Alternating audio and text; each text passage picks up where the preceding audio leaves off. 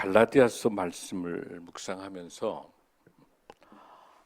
제가 매번 묵상을 하지만 오늘 여러분들 말씀을 전하기 위해서 계속 일주일간 묵상하는데 깊은 울림을 주시는 거예요.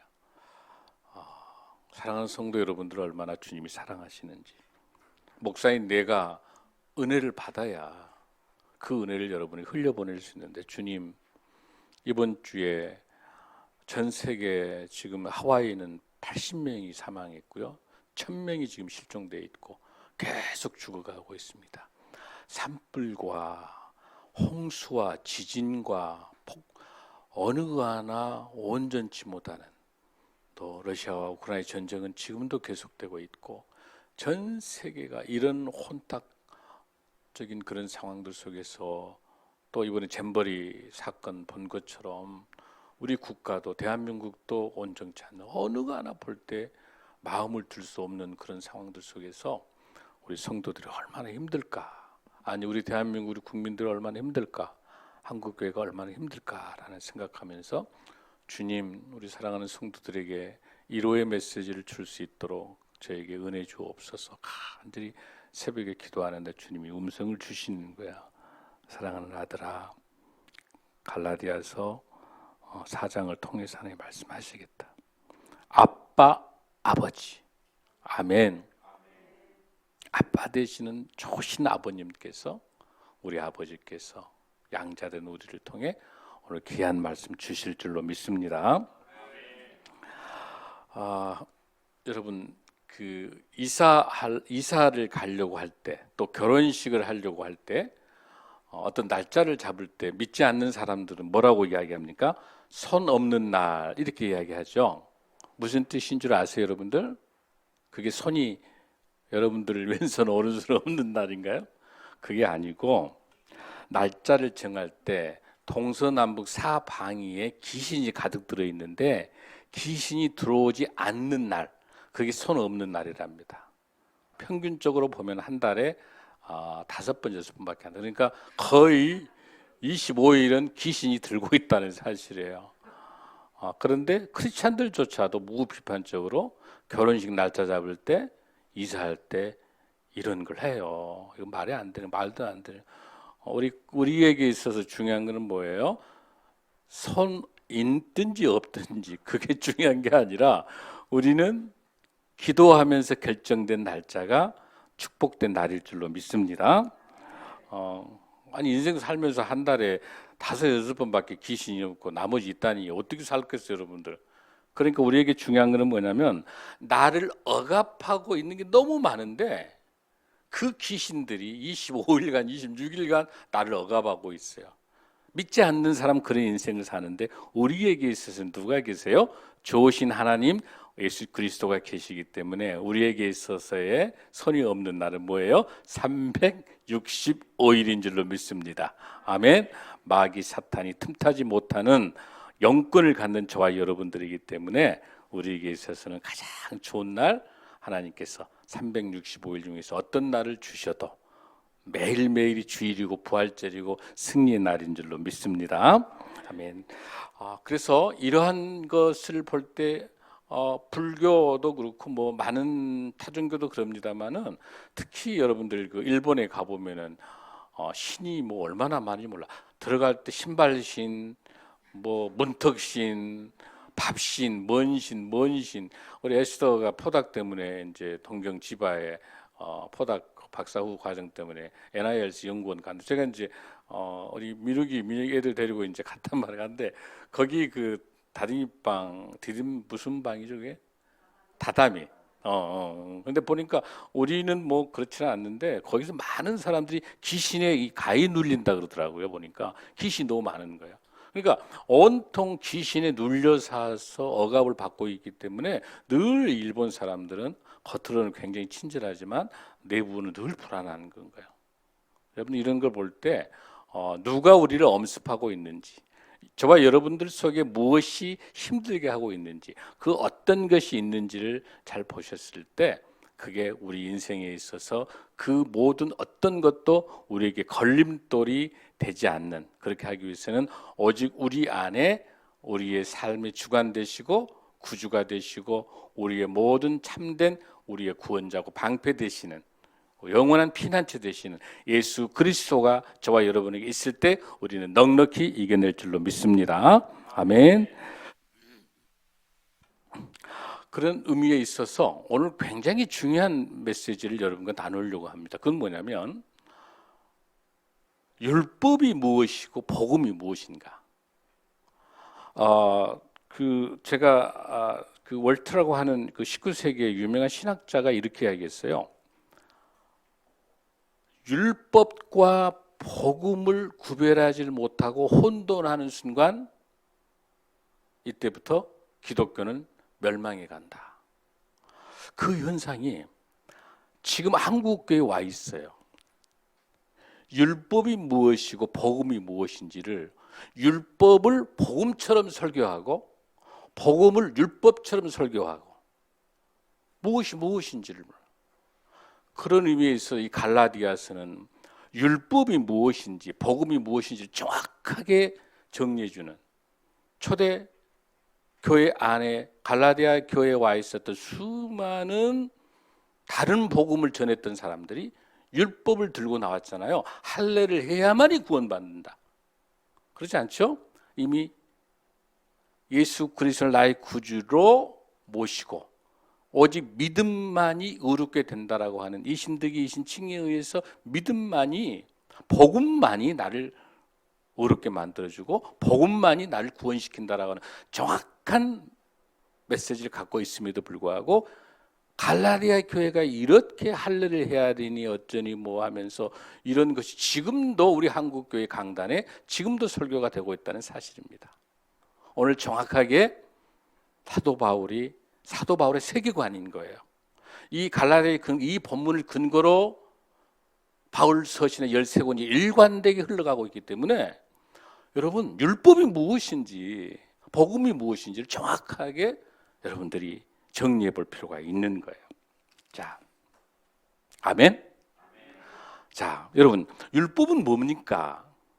율법은 하나님께서 시내 산에서 모세를 통해서 주시는 말씀이죠.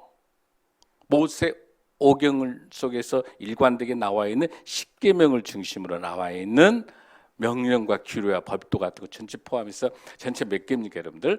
613개. 613개란 말이에요. 근데 그 613개 중에서 지킬 수 있는 거, 뭐뭐 하라라고 하는 그 명령은 몇 개예요, 여러분들? 248개예요.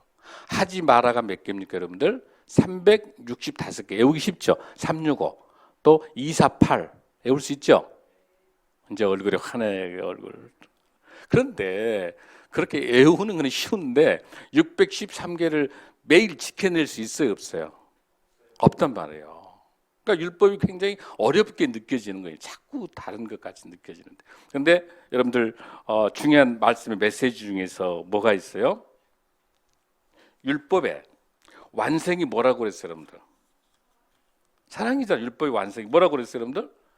사랑입니다. 그러니까 여러분들이 복잡하고 이것저것 하기가 굉장히 어렵다고 한다면 뭔만 하면 끝나요? 사랑하면 되는 거야. 그 요약하게 되면 뭐예요? 하나님 사랑, 이웃 사랑이라고 하는 거죠. 613개에서. 그런데 그 중에서도 애매한 게 있어요, 이제. 이게 율법에 들어갈까?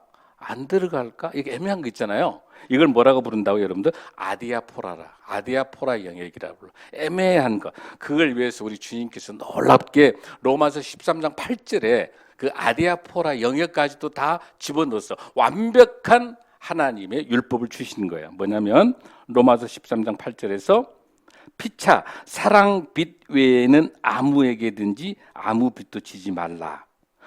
남을 사랑하는 자는 율법을 다 이루었느니라. 아멘. 뭐가 애매해. 이게 율법일까? 아닐까? 애매한 거는 뭐해라?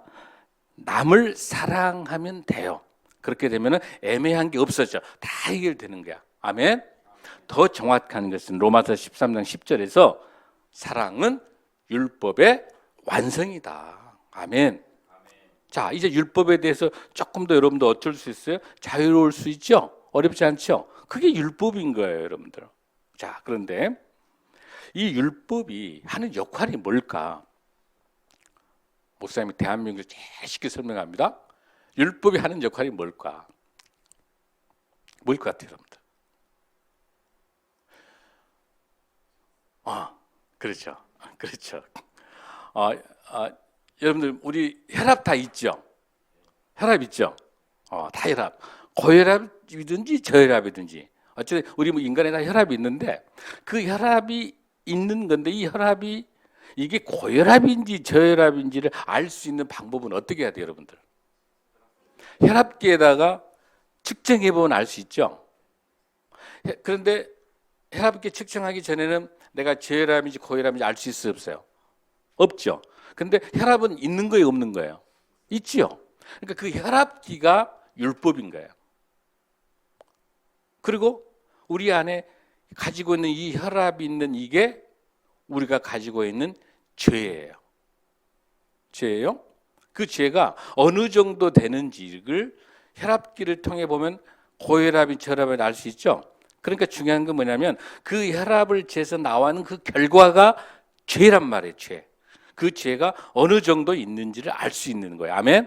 그러니까 율법이라고 하는 거 왜 중요하냐면 이 율법이 없으면 내가 어떤 죄를 짓고 있는지를 알 수 있어 없어요? 모르는 거예요. 그러니까 이 율법을 통해서 하라 하지 마라라고 하는 이 죄에 대한 그 속성들을 원래는 하나님께서 우리에게 율법을 주실 때는 하나님의 사랑의 완성을 위해서 이 율법을 주셨는데 인간이 하나님의 말씀을 어기고 불순종하는 그런 가운데 있어서 다시 한번 430년 이후에 바로 시내산에서 모세를 통해서 율법을 주시면서 이건 하고 이건 하지 마라라고 하는 613가지를 주신 거죠. 아멘. 그런데 여기서 중요한 사실이 뭐냐면 이 율법이라고 하는 이 그 스펙트럼을 통해 가지고 나의 죄가 무엇인지 알 수 있는데 정확하게 어떤 죄가 드러난 죄도 있지만 애매한 죄도 있죠. 나도 모른 죄, 탐심 같은 거 있잖아요. 탐심은 척도를 재기가 쉽지 않아요. 그런데 탐심에 의해서 도둑질하게 되고 탐심에 의해서 살인도 일어난단 말이에요. 그렇죠? 근데 이 탐심이라고 하는 것들을 찾아내는 것은 나는 굉장히 거룩한 사람이니까 나는 겉보기 아주 그럴싸하기 때문에 탐심은 잘 드러나지도 않아. 차라리 도둑질하면 드러나는데 살인하면 드러나잖아요. 그런데 탐심은 애매모호한 거예요. 이게 다이아포란 말이에요. 그렇기 때문에 이것마저도 스펙트럼을 통해서 잡아낼 수 있는 것은 뭐예요, 여러분들? 율법이라고 하는 걸 통해서 그 탐심을 찾아내는 거예요. 아멘. 그래서 율법이 굉장히 중요한 거예요. 그런데 그 율법을 통해서 여러분들 저와 여러분이 613가지를 다 지켜야 구원받는데 율법 갖고 구원받을 수 있어요, 없어요? 받을 수가 없는 거예요. 그럼 우리는 영원히 다 어디로 가야 돼? 지옥 가야 되는 거잖아요. 근데 하나님께서 우리를 창조하실 때 우리 지옥 가게 만드신 거 아니잖아요. 그러기 위해서 우리 예수님을 우리에게 보내주신 거잖아요. 예수님 보내주신 거예요. 자, 그러면 그 가운데서 복음이 무엇인가를 봐야 돼요, 여러분들. 복음이 무엇인가? 자, 이렇게 봅니다. 우리 성경을 볼 때 이게 복음적인 설교인지 율법적 설교인지를 구별해야 되는데 율법적 설교해가지고 사람이 변한다, 변하지 않는다? 변하지 않는다. 뭐뭐 하지 마라, 뭐뭐 해라라고 설교 강단에서 100년 떠들어도 변한다, 변하지 않는다? 변하지 않아요. 율법 설교 가지고는 안 되는 거예요. 목사 혼자 열받아가지고 핏대 세워서 할란가 몰라도 아무런 성령의 역사를 못한단 말이죠. 무슨 설교가 돼? 복음적 설교로 가야 돼. 그러려면 여러분들이 이 복음적 설교를 이해하고 그러려면 하나님의 말씀을 알아야 되는 건데 어떻게 알 수 있을까요, 여러분들? 성경을 이게 율법인지 복음인지를 잘 구별해내서 이 성경을 읽어낼 수 있는 여러분들의 성경 가동력이 있어야 돼. 이건 누가 주셔야 돼요? 성령님의 도우심이 있어야 되는 거예요. 아멘. 자, 조금 더 제가 쉽게 설명할게요. 자, 율법의 문장들을 보면 이 성경 66권의 율법의 문장은 주로 어떻게 되어 있냐면 명령형 동사를 쓰고 있어요. 명령. 뭐뭐 해라라고 하는 명령을 쓰도록 돼 있어요. 자, 예를 들어서 보면은 모든 문장들 속에서 보면은 명령, 이러이러한 것을 해라, 이렇게 해라, 그리하면 살 것이다. 이게 다 명령형 문장이죠. 그러니까 조건이 뭐예요? 이러이렇게 하면, 그러니까 if라는 동사를 쓰고 있어. if then 이러이러한 걸 해라. 그러면 네가 살 것이다. 이게 다 뭘 말하고 있습니까? 율법, 명령문을 쓰고 있는 거예요. 그런데 복음에 대한 문장은 어떤 문장을? 복음은 여러분 약속이에요. 복음은 약속이기 때문에 뭐뭐 해라 그렇게 쓰는 게 아니라 뭐라고 되어 있어요? 여러분 본문 속에서 보면은 내가 너를 위해서 이렇게 하겠다. 이렇게 약속하는 말씀들은 다 복음이고요. 다 약속의 말씀이에요. 내가 너희들을 이렇게 하겠다. 내가 너희들을 용서하겠다. 내가 너희들을 사랑할 수 있도록 하겠다. 여러분 이해되시죠? 그러니까 이거는 무슨 뜻이냐면은 because예요. therefore예요. 그러니까 전혀 저를 보세요. 오늘 이걸 잘 정리할 수 있도록 하십시다. 자, 율법입니다. 율법이라고 하는 건 명령문인데 여기 이 주체가 누구예요, 여러분들?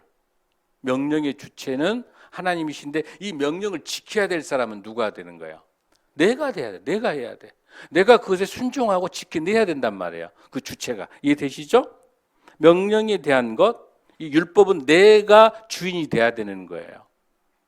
그런데 이 복음이라고 하는 것은 뭐냐면 이 복음의 주체는 누가 주체예요? 하나님, 예수님이 주체인 거예요. 아멘. 예수님께서 그렇게 약속하셨고 하나님께서 그렇게 해주신다고 약속하신 거예요. 그게 전부 다 뭐예요? 복음인 거예요. 아멘.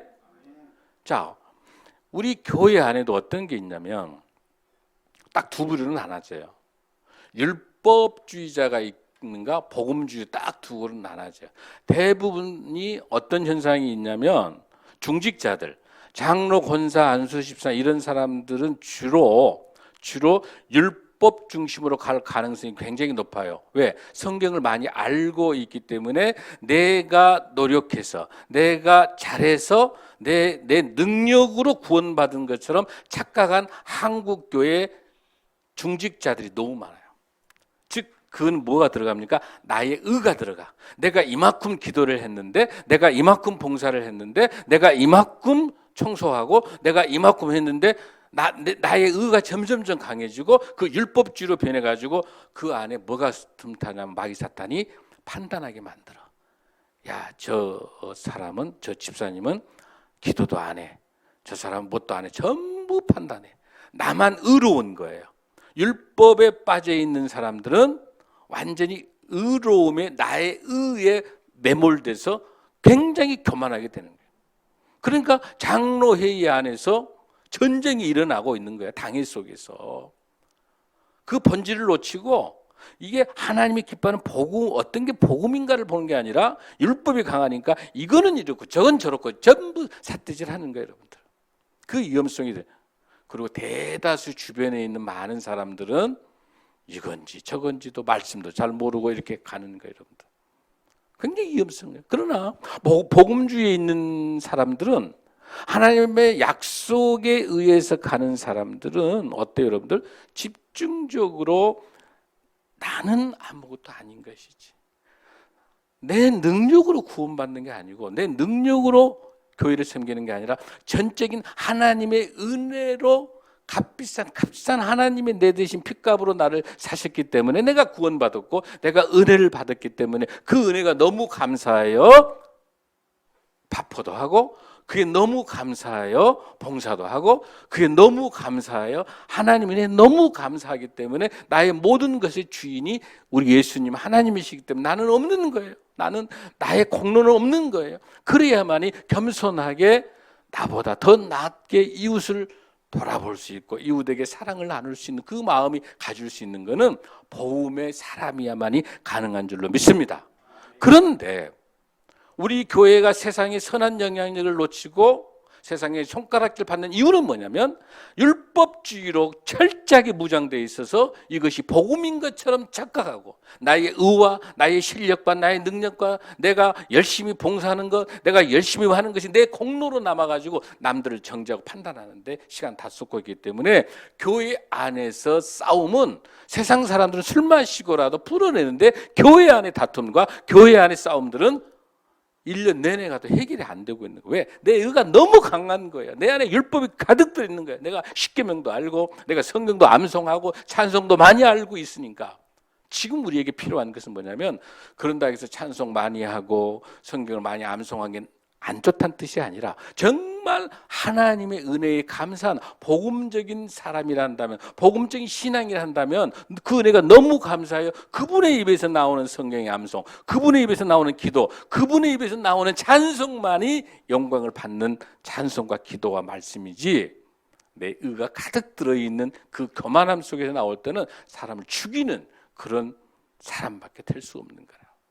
오늘 이게 쉽지 않는 메시지지만 분명하게 전달해야 되는 것은 우리가 율법과 이 복음에 대한 부분들을 잘 보는데 그런다 해서 율법이 필요 없는 게 아니라 율법의 근거를 통해서 이 율법에 대한 것이 철저하게 완성되고 있는 것이 예수 그리스도이기 때문에 이 율법을 지키기 위해서는 우리가 너무나도 율법이 중요해. 너무 중요하니까 이 율법을 지킬 수 있는 유일한 우리가 할 수 있는 방법은 뭐예요? 예수님을 나의 구주로 모시고 예수님이 복음인 줄로 믿습니다. 예수님만이 나의 삶의 지표인 줄로 믿습니다.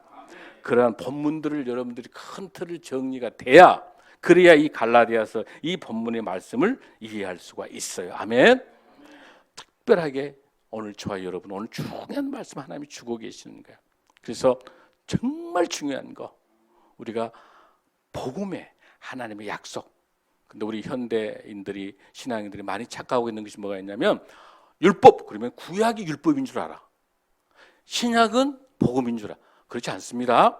신구약에 관통하고 있는 것은 율법과 동일하게 복음이 관통하고 있습니다. 아멘. 창세기에서도 여러분들 생육하고 번성하라고 하는 하나님의 명령이 있지만은 동시에 뭐가 나오고 있습니까, 여러분들? 그 여자의 뒤꿈치를 통해서 그렇게 되리라 약속이잖아요. 아브라함을 통해서 민족을 세워내시고 이 아브라함을 통해서 하나님께 자손을 주시겠다고 말씀하시죠. 그거는 약속이고 복음인 거예요. 구약의 창세기에서부터 시작해서 어디로 향하고 있냐면 메시아 예수 그리스도로 향하고 있는 거야. 복음으로 향하고 있는 창세기부터. 아멘. 구약이 율법이고 신약이 어떤 그런 잘못된 성경을 어떻게 강단에서 외치고 있습니까? 대단히 잘못된 거야. 신구약 모두 다 율법의 완성인 예수 그리스도 메시아에 향하고 있고 구약이 메시아 향하고 있고 그 메시아가 드디어 신약에서 예수 그리스도의 탄생과 예수님의 사복음서 통해서 사역과 마지막 요한계시록까지 일관되게 새하늘과 새 땅까지 일관된 것은 율법과 복음이 일관되게 편만하게 펼쳐 있는 하나님의 역사인 줄로 믿습니다. 그래서 선지자들이 책망하고 할 때 명령했지만은 다시 이런 애언의 세학을 통해서 끊임없이 그 완성된 아주 하이라이트 집중되어 있는 구약에서 아주 집중되어 있는 복음이 뭐예요, 여러분들? 메시아 대망사상. 아멘. 예수 그리스도만이 참된 구원자가 되신다고 하는 그 말라기의 마지막 끝없는 하나님의 사랑까지 끝까지 구약 마지막에도 누구를 향하고 있습니까? 예수 그리스도. 회개하라. 천국이 갖고 왔다라. 천국 복음을 맞춰지고 있는 거기 때문에 일관되게 신구약은 관통되고 있는 거죠. 그래서 여러분들이 율법이 무엇인지 복음이 무엇인지를 정확하게 관통하고 설교를 들어야 은혜가 되는 거고 그런 관통 속에서 하나님 말씀을 성경 공부해야 성경이 보이지 율법이 무엇인지 복음이 무엇인지를 모르면 성경이 굉장히 어려워요. 아멘.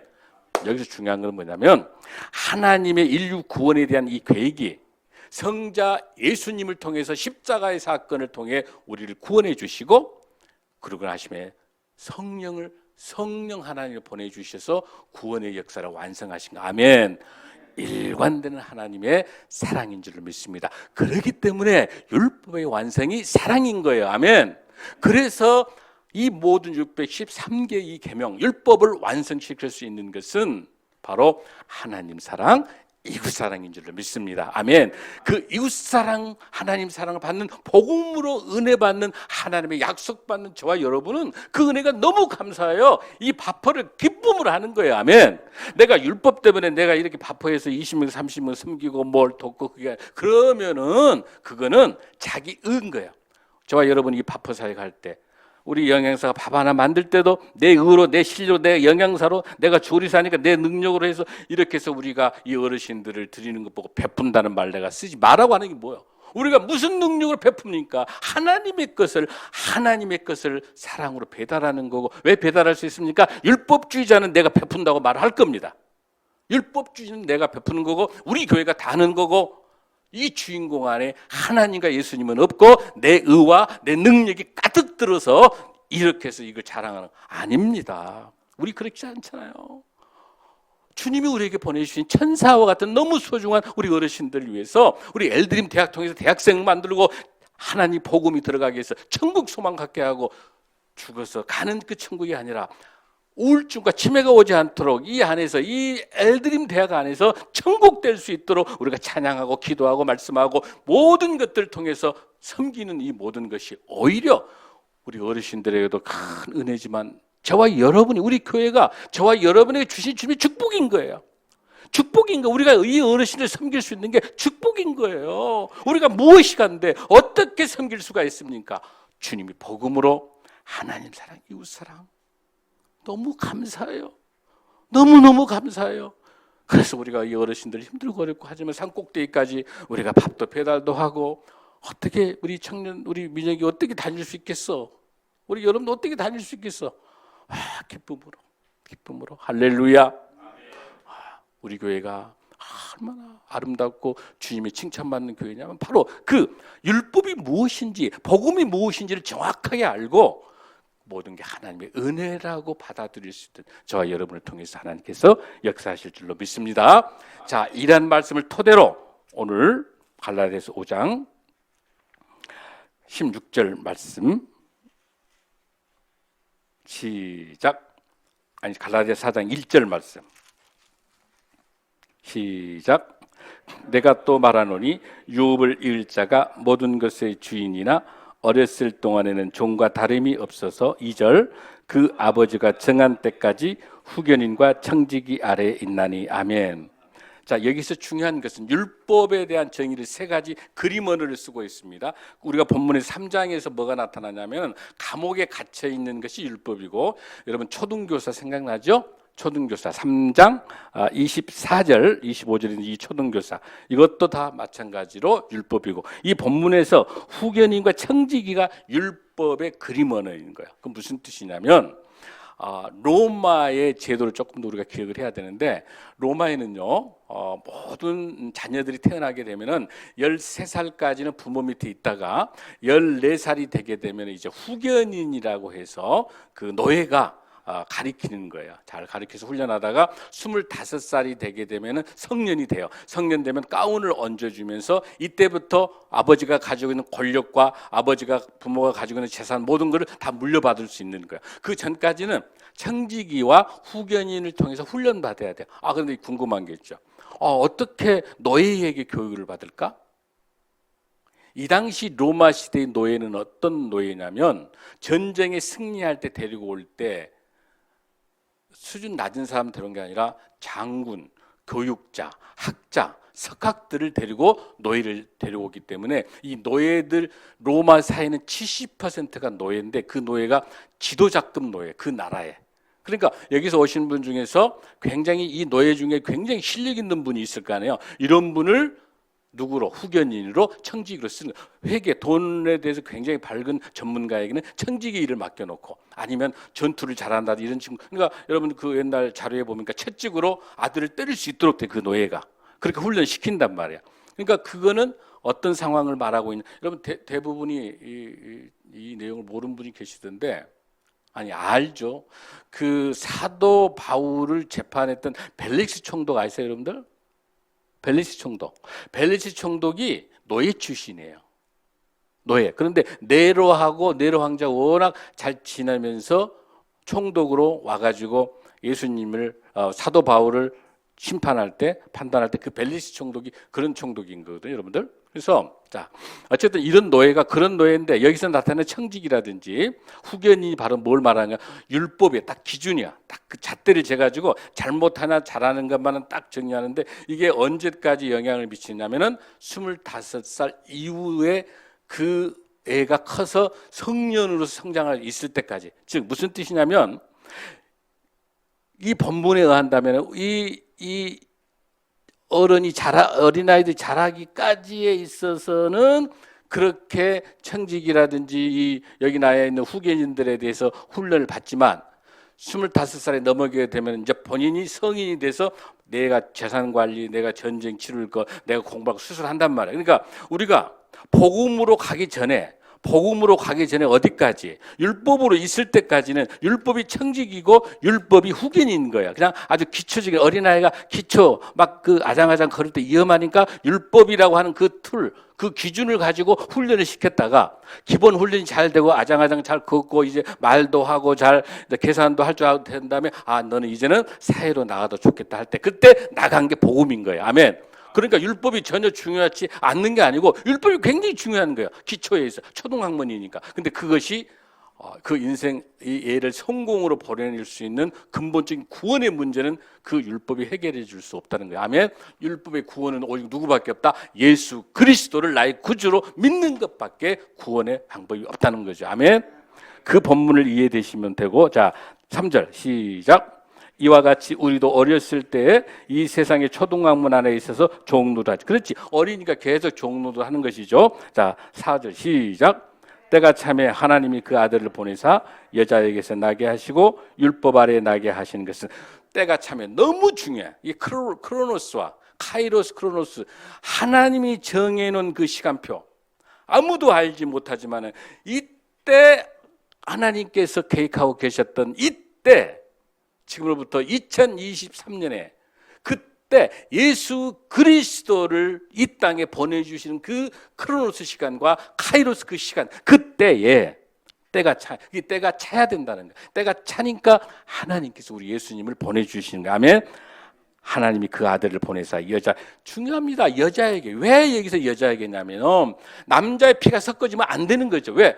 그 여자 마리아 여자의 성모 마리아를 통해서 그 여자의 하나님께서 메시아의 사망이 그 여자에서 태어난다고 하는 그 예언의 말씀이 완성되고 있는 것이 메시아 바로 누구에게 여자에게서 나게 하시고 율법 아래에 나게 했단 말은 무슨 뜻이에요? 바로 유대인으로서 그렇죠 여러분들? 유대인 출신이란 말이에요. 그 율법을 가지고 있는 그 안에 구약과 신약이 일관되고 있는 유대인들 안에서 그 유대인의 즉 누굽니까? 다윗의 후손이 되는 거예요. 다윗의 후손. 그 혈통으로 피로 내려오는 후손이 아니라 영적인 유대인의 혈통 속에 오는 거죠, 지금.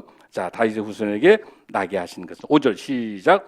율법 아래에 있는 자들을 속량하시고. 자, 지금까지 율법 때문에 종이 돼 가지고 내가 도둑질을 했는데 이걸 어떻게 할까? 내가 거짓말 했는데 내가 싸웠는데 뭐 수많은 죄가 가득 엄습해서 그 죄의 노예 그다음에 사망, 죽을 수밖에 없는 사망의 노예, 율법의 노예로 막 이렇게 헤매고 있는 저와 여러분 같은 우리 모두를 어떻게 뭐라고 하고 계십니까?